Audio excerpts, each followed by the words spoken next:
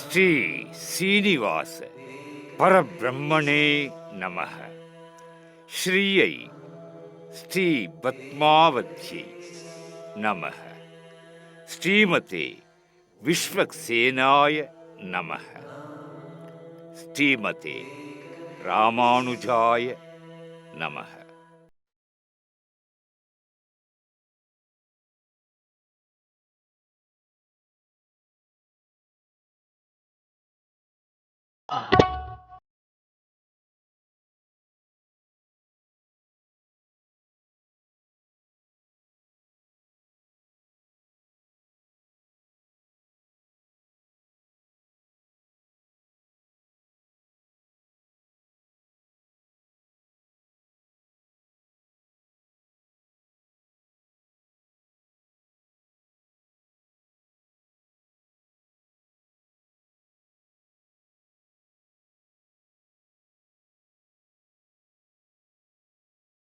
திருமலை தெய்வம் திருவேங்கடமுடையான் திருவருட்கருணையினால் திருமலை திருப்பதி வருடாந்திர பிரம்மோற்சவத்தின் 5ஆம் நாள் காலை மோகினி அவதார்.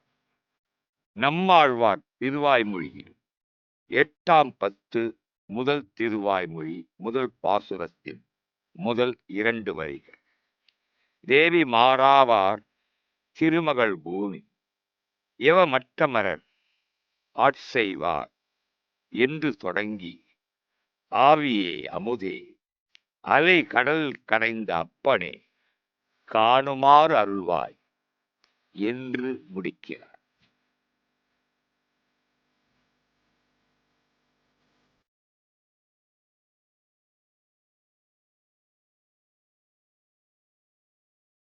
வேண்டும் போது வேண்டிய உருவம் எடுக்கும் மகாவிஷ்ணு பிரம்மோற்சவத்தின் 2ஆம் நாள் இரவு கலைமகளான சரஸ்வதி உருவமும் 5ஆம் நாள் காலை மோகினி உருவமும் தரித்து மோகத்தை கொன்றுவிடு, மாயை வென்றுவிடு என்று அறிவு புகட்டும்படி வாகன சேவையை வடிவமைத்துள்ளான் வேங்கடவன். மாயன் மாயன் மகாவிஷ்ணு படைத்தல் கடவுளான பிரம்மனே படைத்திட இயலாத பேரழகு பூண்டு மோகினியாக மலையப்ப சுவாமி தந்த பல்லக்கிலே எழுந்தருளி இருக்கின்றார். சுருங்கச் சொன்னார், அழகு என்பது ஒரு நாணயம் என்றார். மோகினியின் பேரழகு ஓர் பொக்கிஷம். கூந்தல்தான் கருமேகமோ, அதன் வயிடுதான் சூரியன் பயணிக்கும் வரைகோடோ, நெற்றி சுற்றிதான் சிலா தோரணமோ, திலகம்தான் திருப்பொருளோ, புருவங்கள்தான் ராமனின் வில்லோ, விழிகளின் ஒளிதான் சூரிய சந்திரர்களோ, அழகிய கழுத்துதான் பாஞ்ச சன்னியம் என்ற சங்கோ, தோள்கள்தான் மூங்கிலோ, இதைதான் புல்லாங்குழலாக ஏந்தி கண்ணன் இசைத்தானோ, செவிகள்தான் செவ்வல்லி மலர்களோ, கைகள்தான் யானையின் தும்பிக்கைகளோ, மார்பகங்கள்தான் மேருமலையின் சிகரங்களோ, தொப்பூதான் பிரம்மனின் கருவறையோ, தொடைகள்தான் வாழைத் தண்டுகளோ, கால்கள்தான் தளிரோ, பாதங்கள் தான் தாமரையோ. அழகாக அமைந்தாலும் அழகு என்பதே ஒரு மாயை. உடல் அழகு நிரந்தரம் அல்ல. உள்ளத்தின் அழகே வரம் தரும். இந்த மாயையால் சிக்கி மனதை அலையவிட்டு தடமாறிச் சென்று தடுமாறியவர்கள் பலர். துர்வாசர் மகாமுனி கோபத்தால் சாபம் கொடுப்பவர். அந்த சாபத்தை திரும்பப் பெறுவது என்பது அவரது அகராதியில் கிடையாது. ஒருமுறை வித்யாதர பெண்ணொருத்தியால் தனக்கு வழங்கப்பட்ட அழகிய அருள் மாலை ஒன்றினை யானை மீது பவனி வந்த இந்திரனுக்கு வழங்கினார். அதனை அலட்சியமாக, அகங்காரம் காரணமாக இந்திரன் அதனை யானையிடம் கொடுத்தான். யானை தன் துதிக்கையால் அதனை எடுத்து காலால் மிதித்து நசுக்கிவிட்டது. ஆத்திரமுற்றார் துர்வாசர். இந்திரனின் அகந்தியை அடைக்கிட எண்ணம் கொண்டார். எல்லா செல்வங்களும் இழந்து இருளடையற்றும் தேவலோகம் என்ற சாபம் கொடுத்து விட்டார். பலித்தது சாபம். வருந்தினர் தேவாதி தேவர்கள். சரணடைந்தனர் பகவானிடம். அவர்கள் பார்க்கடலை கடைந்து அமிர்தத்தை எடுக்க வேண்டும். அதனால் மரணமும் நிகழாது. தேவலோகமும் முன்போலவே நிலைக்கும். அதே நேரத்தில் அக்கடலை கடைய அசுரர்களின் ஒத்துழைப்பு அவசியம். அவர்களை தற்காலிகமாக சமாதானம் செய்து கொள்ள வேண்டும். அமிர்தம் கிடைத்த பின்னர் மற்றவைகளை பார்த்து கொள்ளலாம் என்றார் பகவான். அசுரர்களுக்கு தலைவனாக இருந்தவன் பலிச்சக்கரவர்த்தி. அவன் பிரகலாதனின் வம்சாவழி பேரன், வீரோசனனின் புதல்வன். இந்திரன் அவனிடம் சென்றான். அசுரர்களுடன் இணைந்து பார்க்கடலை கடையும் திட்டத்துக்கு ஒப்புதல் பெற்றான். பலியைச் சேர்ந்த அசுரர்கள் ஆமோதித்தனர். அமிர்தத்தை இரு திறத்தார் புசிப்பது என்றதொரு உடன்படிக்கையும் ஏற்பட்டது. பார்க்கடல் காட்சி தொடங்கியது. மந்தரமலை மத்தாக அமைய அப்பெரிய மலையை தேவர்களும் அசுரர்களும் தூக்கி வந்தனர். அதன் பாரம் தாங்க முடியாமல் போட்டுவிட்டனர். மலையில் சிலர் சிக்கிக் கொண்டனர். சிலருக்கு காயம், சிலருக்கு மரணம். பிரத்யட்சமானான் நாராயணன். அனைவரையும் பிழைக்க வைத்தான். மந்திரமலையை ஒரு கையினாலேயே தூக்கினான். கருடன் மேல் வைத்தான். பார்க்கடலுக்கு வந்தான். மலையை அங்கே இறக்கிவிட்டு பறந்தான் கருடன். தேவர்களும் அசுரர்களும் வாசுகி எனும் பெரிய நாகத்திடம் சென்றனர். பலிச்சக்கரவர்த்தியிடம் செய்து கொண்ட உடன்படிக்கை வாசுகியிடம் தெரிவித்தனர். ஒப்புக்கொண்ட வாசுகியை மலையைச் சுற்றி கயிறு போல கட்டினர். நாராயணன் வடத்தை பிடிக்க வந்தான். தலைப்பாகத்தில் நாராயணனும் தேவர்களும், வால்பாகத்தில் அசுரர்கள். அசுர சேனாதிபதி இதற்கு எதிர்ப்பு தெரிவித்தார். வீரர்கள் அசுரர்கள், வால் பிடிப்பது அவமானம். இதுதான் அந்த எதிர்ப்பு. இதற்கும் சமாதானம் ஏற்பட்டது. வால் பகுதியில் தேவர்கள், தலைப்பகுதியில் அசுரர்கள். முடிவானது. பகவான் தனக்குள் செறித்து கொண்டான். மலையை கடையத் தொடங்கினர். அது நிலை கொள்ளாமல் அசையத் தொடங்கியது. தண்ணீரில் மூழ்கவும் ஆரம்பித்தது. மந்தர மலையை நிலைப்படுத்த பகவான் கூர்மம் எனும் பிரம்மாண்டமான ஆமை வடிவமாக எடுத்தான். கடலுக்குள் நுழைந்தான். முதுகில் மலையை தாங்கினான். அந்த மலையை தன்னுடைய நடுப்பகுதியான மேடான ஓட்டின் மீது நிறுத்தினான். கடையத் தொடங்கிய போது இரு சாரர்களுக்கும் சக்தி போதவில்லை. தேவர்கள், அசுரர்கள், வாசுகி ஆகியோர்களின் உடலில் சக்தி ரூபமாக நுழைந்து சக்தி கொடுத்தான் நாராயணன். சுழன்றது மலை மத்து போல் வாசுகியிடமிருந்து வெளிப்பட்டது நச்சுக்காற்று. அந்த நச்சுக்காற்றினால் தகிக்கத் தொடங்கிய போது அசுரர்கள் தவித்தனர். மழையை பொழியச் செய்தான். காற்றையும் வீசச் செய்தான். நச்சுக்காற்றை நீங்கிடச் செய்தான் நாராயணன். பார்க்கடலிலிருந்து முதலில் வெளிப்பட்டது ஆலகாலம் எனும் கொடிய விஷம். தேவர்கள் சிவபிரானிடம் முறையிட்டனர். அதனை உட்கொண்டார் சிவன். உள்ளே செல்லாமல் தொண்டையிலேயே நிறுத்தி கொண்டார். அன்று முதல் அச்சிவபெருமானுக்கு நீலகண்டன் என்ற பெயரும் ஏற்பட்டது. ஆலகால விஷம் நீங்கியதும் பார்க்கடலிலிருந்து வெளிப்பட்டவை காமதேன், உச்சை சிரவஸ் என்ற வெண்குதிரை, ஐராவதம் என்ற வெள்ளை யானை, பாரிஜாத்தம் என்ற மரம், இரத்தினமான கௌஸ்துப மணி மகாலட்சுமி மார்பில் வசிக்கும்படி செய்து சீனிவாசன் என்ற பெயர் பெற்றான். வாருணி மதுவுக்கு தலைவி தன்வந்திரி அமிர்த கலசத்துடன் வந்தான். அதனை பறித்து கொண்டு ஓடினர் அசுரர்கள், துரத்தினர் தேவர்கள். மீண்டும் போராட்டம். பகவான் மோகினியாக அமிர்த கலசம் ஏந்தி பங்கீடு உடன்படிக்கை என்ற விதத்திலே அமிர்தகடம் தாங்கி அனைவரையும் வரிசையாக அமர வைத்து அமிர்தத்தை வழங்கிக் கொண்டே வந்தான். ஒரு இடத்தில் அசுரன் ஒருவன் தேவ வடிவம் பூண்டு அமர்ந்திருந்தான். அதனை சந்திரனும் சூரியனும் பார்த்தனர். நாராயணனிடம் காட்டிக் கொடுத்தனர். நாராயணன் பார்த்தான். மோகினி மறைந்தார். பகவானின் சக்கராயுதம் தலை வேறு உடல் வேறு என்ற வடிவிலே அசுரனை கொன்றது. சிறிதேனும் அமிர்தம் புசித்ததால் பிரம்மனால் அவர்கள் ராகு கேது என்ற கிரகங்களாக மாறினர். பழிக்கு பழி ராகு தன் மனதில் பதித்துக் கொண்டான்.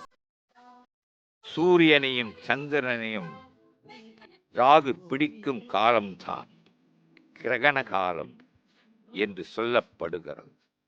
இவை அனைத்துமே பார்க்கடலில் பதிவானது. கிருஷ்ணா சீதாராமா கோவிந்த வரதா கோபால. திருவரங்கத்திலே வைகுண்ட ஏகாதசி முதல் நாள் இரவு மோகினி அவதாரம். அழகாக ஜொலித்துக் கொண்டு வந்தான் ரங்கநாதன் மோகினியார். பட்டர் நின்றிருந்தார். பட்டரை பார்த்தார். ஓய் பட்டர், எப்படி இருக்கிறது இந்த அவதாரம் என்று வினவினார். பட்டர் மோகினியை கேசாதி பாதம் முதல் வர்ணித்தார். பகவான் மகிழ்ச்சியுண்டான். அதே நேரத்தில் பட்டர், சுவாமி, ஒரே ஒரு குறை இருக்கிறது என்று கூறினார். என்ன குறை என்றான் பகவான். அனைத்தும் சரி, ஆனால் என் தாயாரான ரங்கநாயகியின் கருணை விழிகள், அந்த கருணை உன் விழிகளில் இல்லையே என்று கூறினார். மாயையில் மனிதன் சிக்கக்கூடாது. மாயை அகற்ற வேண்டுமென்றால் இதோ அதனை அறிவுறுத்தும் தந்த பல்லக்கிலே நாச்சியார் திருக்கோலத்திலே மோகினி அவதார்.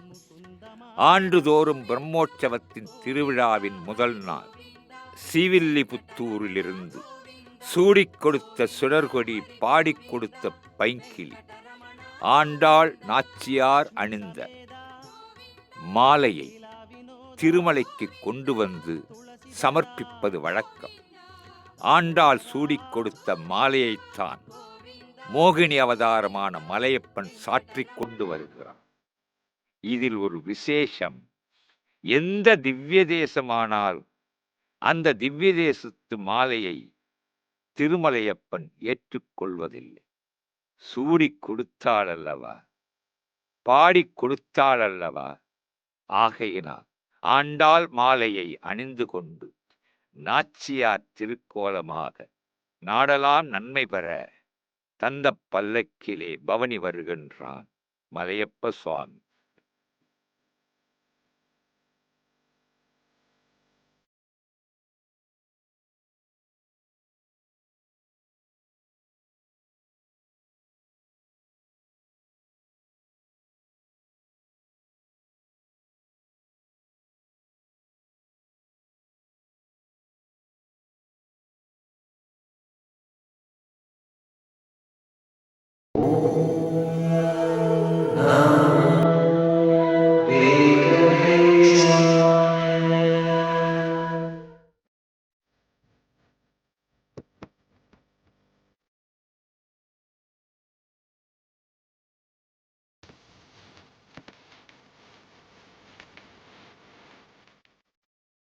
திருமலை தெய்வம் திருவேங்கடமுடையானின் திருவருட்கருணையினால் திருமலை திருப்பதி வருடாந்திர பிரம்மோற்சவத்தில் 5ஆம் நாள் இரவு கருடவாகன்.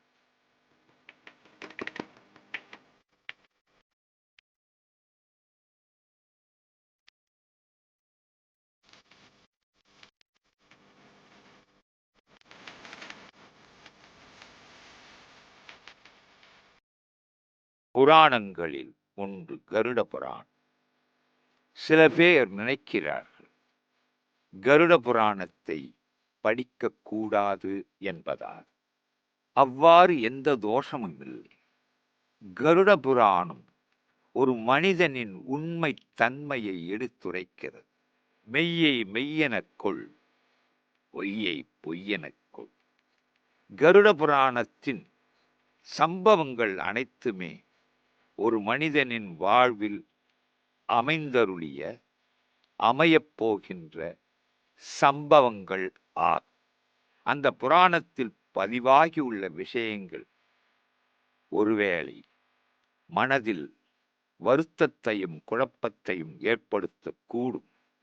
ஒரு மனிதனின் வாழ்வில் அந்த சம்பவங்கள் அணைப்பது ஒன்றுதான் உண்மை, சத்தியம். மற்றவை அனைத்துமே பொய். ஆகையினால் அது மெய். அந்த மெய்யை மெய்யெனக் கொள்வோம்.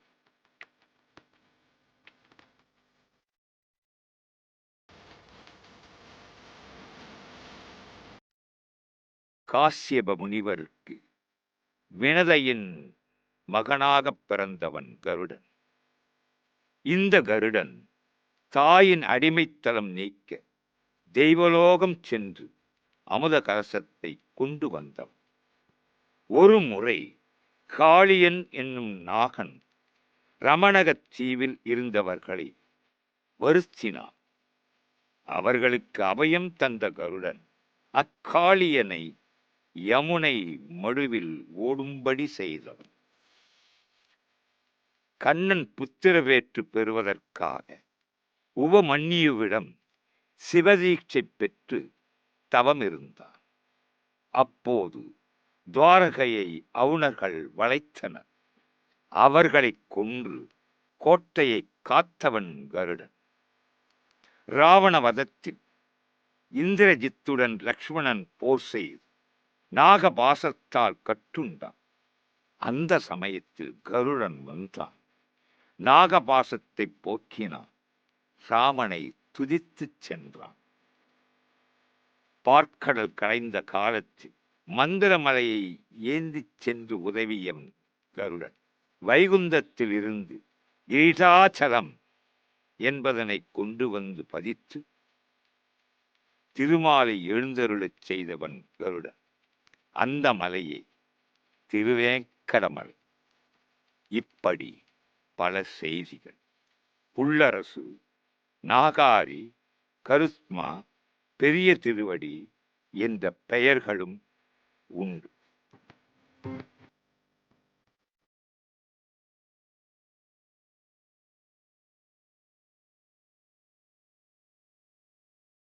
கருட பஞ்சமி பல பலன்களை தருவது.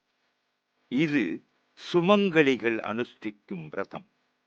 ஆவணி மாதம் சுக்லபக்ஷம் பஞ்சமி திதியில் அனுஷ்டிக்க வேண்டும்.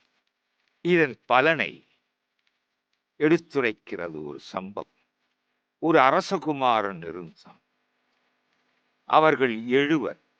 அந்த 7 பாம்பினால் கடித்து இறந்து விட்டனர். அந்த 7 தங்கை ஒருத்தி இருந்தார். அந்த தங்கை இந்த கருட பஞ்சமி விரதத்தை மேற்கொண்டார். பாம்பின் புற்றை பூஜித்தார்.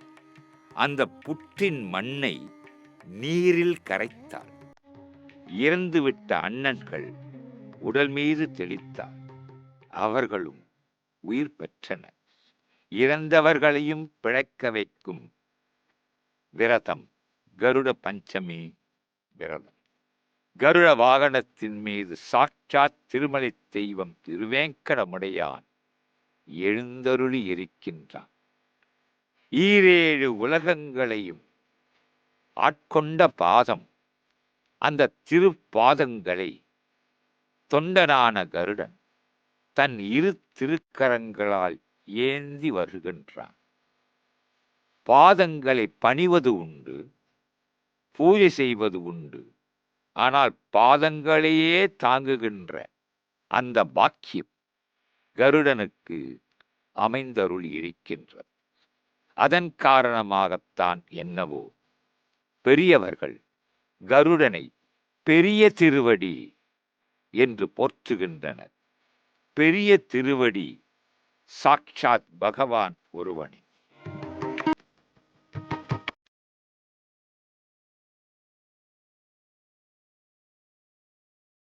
அந்த பெரிய திருவடி திருமலை தெய்வம் திருவேங்கடமுடையான் மூலவப் பெருமானாக ஒப்புமை இல்லாத திருவுருவமாக எழுந்தருளியிருக்கும் திருக்கோலம் பிரம்மோற்சவத்திலே கருட வாகனத்தில் அமைந்தருளி இருக்கின்றது. அவர் அணிந்திருக்கும் ஆபரணங்கள் லக்ஷ்மிஹாரம், மகரகண்டி, பாதாதி கேசமாத திருப்பாதம் கமல பீடத்தின் நீர், வலது திருக்கரம் கடிகாஸ்தம். அதன் பொருள் இதோ பார், கீழ்நோக்கி பார், கீழ்நோக்கி காட்டும் நிலை. வைகுந்தம் போய் சேர வழி இதுதான். இடது திருக்கரம் அபயாஸ்தம், பிதா முத்திரை. திருவடியை தஞ்சமடைந்தவர்களை அணைத்துக் கொள்ளும் அற்புதமான திருக்கரம். சுதர்சனம் எனும் சக்கரம் வலது திருத்தோழி. பாஞ்சஜன்யம் என்ற சங்கு இடது திருத்தோழி. நாகாபரணம் இரண்டு திருக்கரங்கள். திருமகளும் கௌஸ்துபமணியும் அமைந்திருக்கும் மார்பு. அதில் முத்துக்களும் இரத்தினங்களும் தங்கப் பூணூலும் தசாவதார நிகழ்ச்சிகள் பொறிக்கப்பட்ட இடுப்பு பட்டையும் 108 லக்ஷ்மி உருவங்கள் பதித்த நாகாபரண மாலையும் திருச்செவியில் மகர குண்டலங்கள் மீன் வடிவானது. அந்த குண்டலங்களும் கண்களையே மறைத்து நிற்கும் அளவிலான திருமண் என்ற பச்சை கற்பூரத்தாலான நாமமும் முகவாய் கட்டையில் அனந்தாழ்வானால் ஏற்பட்ட வடு, அதனை மறைக்க பச்சை கற்பூரம், சொர்ணமயமான இரத்தின கற்கள் பதித்த திருமடி, அதனையும் மறைக்க வைரம் பதிந்த கிரீடம். இது மட்டுமா? திருமேனியில் புனுகு, கஸ்தூரி, பச்சை கற்பூரம் இவ்வாறான வாசனை திரவியங்களின் பரிமள வாசம். இடையில் பட்டா கத்தி, சர்வலங்கார திருமேனி, 9 அடி உயரமாக ஓங்கி உலகளந்த உத்தமன் எழுந்தருளி சேவை சாதித்தருளுகின்றான். திருமலை தெய்வம் திருவேங்கடமுடையானின் திருப்பாதங்களை 2 கரங்களிலே ஏந்தி, இதோ பாருங்கள், இந்த பத கமலங்களை பற்றி கொள்ளுங்கள், பாவங்கள் அகலும்.